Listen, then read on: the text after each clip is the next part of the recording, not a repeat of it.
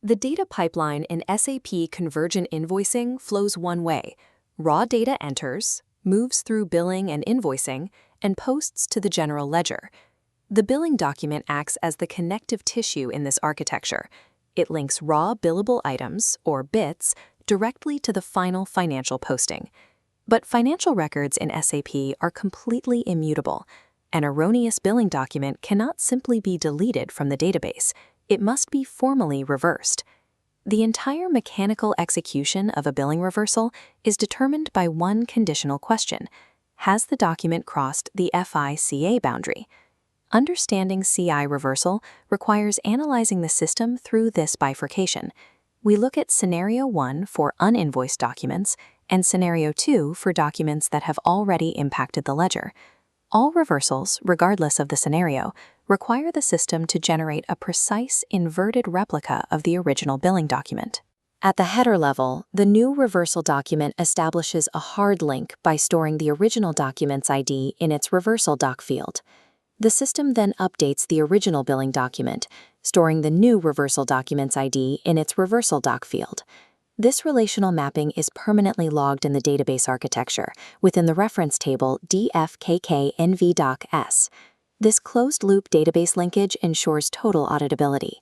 The system can track the exact parent-child relationship of corrected errors in perpetuity. Let's examine the exact parameters of Scenario 1.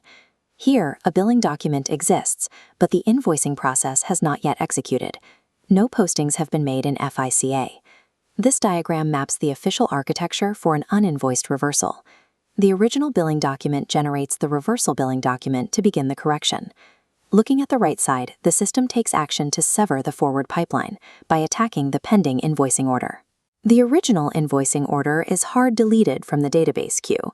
This prevents the original erroneous billing document from ever being processed into an invoice. The system then sets an internal indicator on the original document, verifying that the invoicing order has been deleted. In Scenario 1, the CI architecture maintains equilibrium by destroying the bridge to FICA before the error can cross it. Moving to the far left of the diagram, we observe the upstream consequence.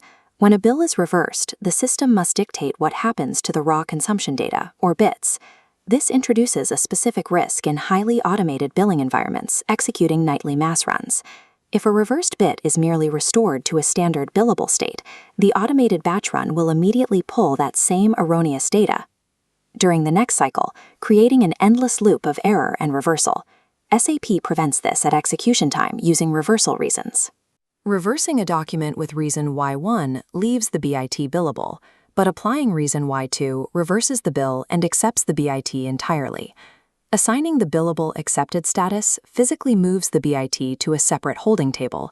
This renders the item invisible to standard batch jobs until a user manually restores it via the display billing worklist transaction.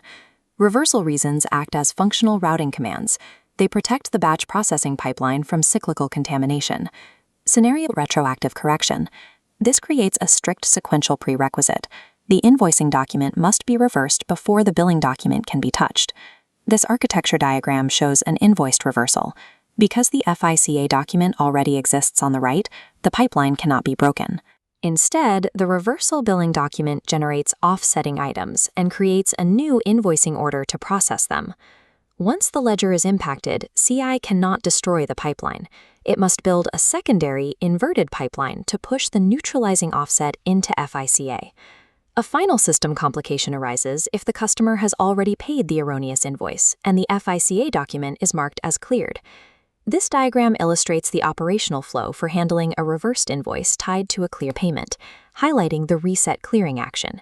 The system allows 3 configurable behaviors for the invoicing reversal here: no automatic reset, or partial automatic reset.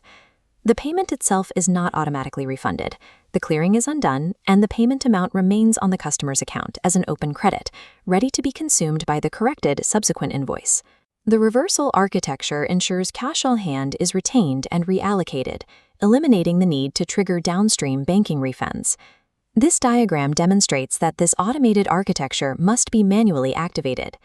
The design time parameters in the backend control the entire runtime reversal process.